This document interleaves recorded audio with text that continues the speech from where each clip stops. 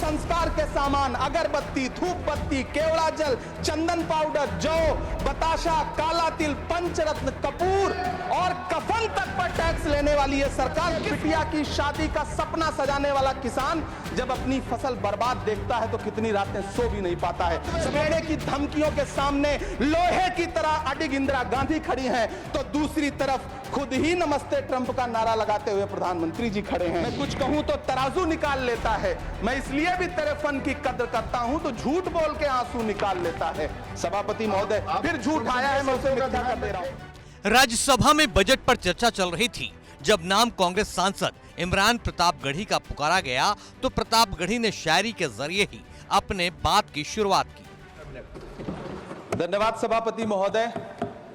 कभी सुदामा पांडे धूमिल जी ने कहा था कि एक आदमी रोटी बेलता है, एक आदमी रोटी खाता है, एक तीसरा आदमी भी है जो न रोटी बेलता है न रोटी खाता है, वो सिर्फ रोटी से खेलता है। वो तीसरा आदमी कौन है? मेरे देश की संसद मौन है।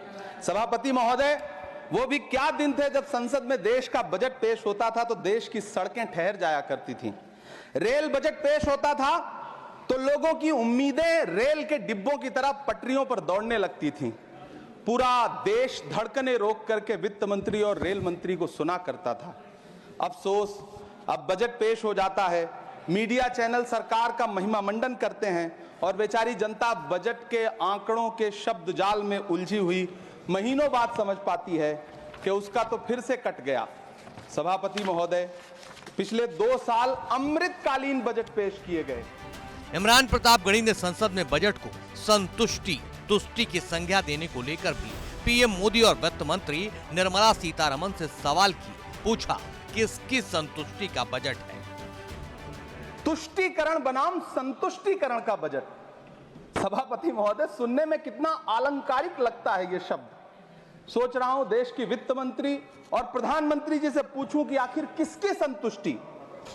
जिस बजट में मनरेगा के लिए 1 रुपए की बढ़ोतरी ना हो, वही पुराना 86,000 करोड़, जबकि पहले ही 9,754 करोड़ का घाटा हो, जिस मनरेगा से करोड़ों मजदूरों के घर में चूल्हा जलता हो, उस मनरेगा में काम करने वाले गरीब मजदूरों के लिए अगर आपके खजाने से 1 रुपया भी इजाफी नहीं निकल सका तो भला कौन संतुष्ट हुआ साहब? इस देश का गरीब मजदूर या आपके उद्योगपति दोस्त?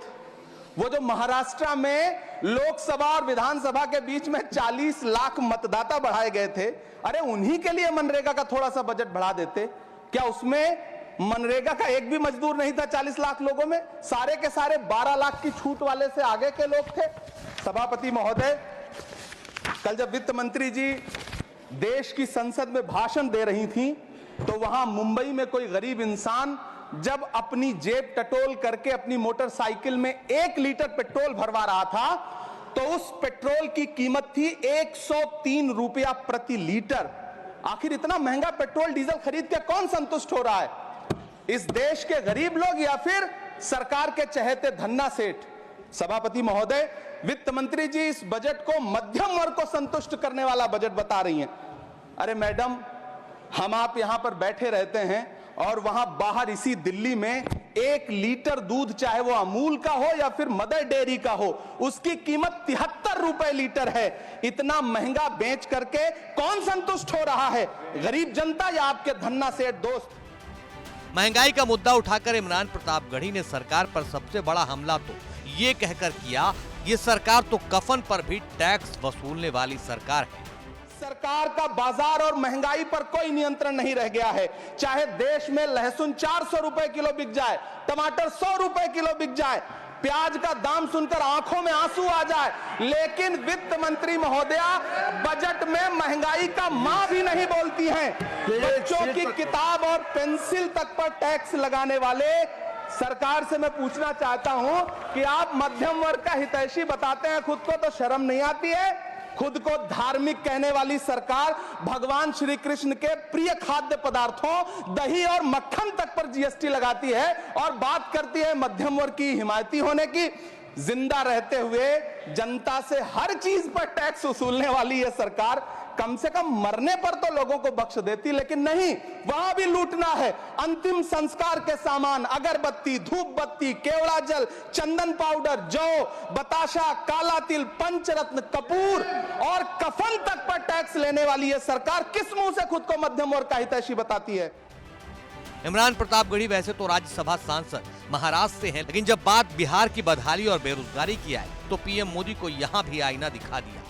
18 अगस्त 2015 आरा का बिहार का ऐतिहासिक मैदान, सजा हुआ मंच, हजारों की भीड़ और सामने खड़े हुए देश के प्रधानमंत्री का भाषण।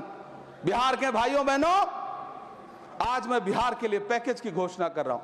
50,000 करोड़ कर दूं कि ज्यादा कर दूं? अखिलेश भाई, 60,000 करोड़ कर दूं कि ज्यादा कर दूं? 70,000 करोड़ कर दूं कि ज्यादा कर दूं? 80,000 करोड़ कर दूं कि ज्यादा कर दूं? चलो, मैं बिहार को 1.25 लाख करोड़ का पैकेज दे रहा हूं। 10 साल हो गए सभापति महोदय, वही ढाक के 3 पात। बिहार आज भी विकास की बाट जो रहा है। भाषण आज भी प्रधानमंत्री जी के यूट्यूब चैनल पर सुना जा सकता है। जो झूठ बोल के करता है मुतमईन सबको, वो झूठ बोल के खुद मुतमईन नहीं होता। सभापति महोदय, ये तो राहुल जी का असर है। कौन सा शब्द सर, कौन सा शब्द? झूठ।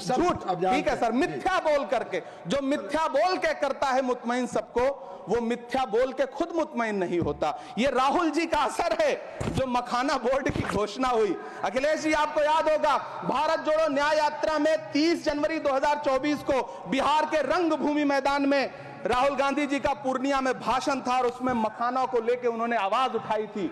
ये उनका असर है कि आपको मखाना बोर्ड बनाना पड़ा, वरना तो आप मैखाना बोर्ड बनाने वाले लोग हैं। अल्पसंख्यकों के मुद्दे पर इमरान प्रतापगढ़ी ने केंद्र की मोदी सरकार से शायराना अंदाज में सवाल जवाब भी किया। तैयार नहीं हुआ। अलीगढ़ मुस्लिम विश्वविद्यालय का किशनगंज सेंटर बजट के अभाव में दम तोड़ता जा रहा है। मैंने पिछले बजट सत्र में भी आवाज उठाई थी। आज फिर वित्त मंत्री जी से अनुरोध करना चाहता हूं, दामन फैला करके, कि अलीगढ़ मुस्लिम विश्वविद्यालय का किशनगंज सेंटर बन जाने दीजिए। आखिर कौन सी नफरत है? ये मुल्क हमारा भी है। इस मुल्क की मिट्टी में हमारा भी खून पसीना शामिल है। हमसे इतनी भी क्या नफरत? रिश्तों की ये नाजुक डोरें तोड़ी थोड़ी जाती हैं।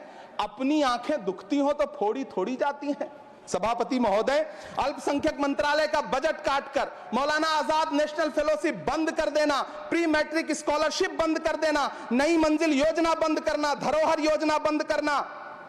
2024-25 के बजट में माइनॉरिटी मिनिस्ट्री के लिए 3,183 करोड़ रुपए की घोषणा हुई, लेकिन देश को हैरत होगी कि बाद में समीक्षा करके लगभग आधा कर दिया गया, 1,868 करोड़ रुपए।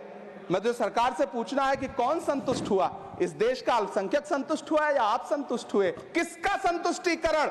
सभापति महोदय, मैं प्रधानमंत्री जी से कहना चाहता हूं कि आप ही ने 1 मार्च 2018 को किंग अब्दुल्ला को, जॉर्डन के किंग अब्दुल्ला को मेहमान बना करके इसी दिल्ली में एक कॉन्फ्रेंस में कहा था कि मैं मुसलमानों के एक हाथ में कंप्यूटर और दूसरे हाथ में कुरान देना चाहता हूं। कंप्यूटर देने की बात तो छोड़िए, पढ़ाई के लिए जो स्कॉलरशिप मिल रही थी उसको भी छीन लिया आपने। किसको संतुष्ट करने के लिए? हम समझते हैं इस साजिश को। आप माइनॉरिटी मिनिस्ट्री का बजट काटते काटते एक दिन मिनिस्ट्री को ही बंद कर देना चाहते हैं। वो जहर देता तो सबकी नजर में आ जाता, सो ये किया कि हमें वक्त पर दवाएं न दी। सभापति महोदय, मैं तो वित्त मंत्री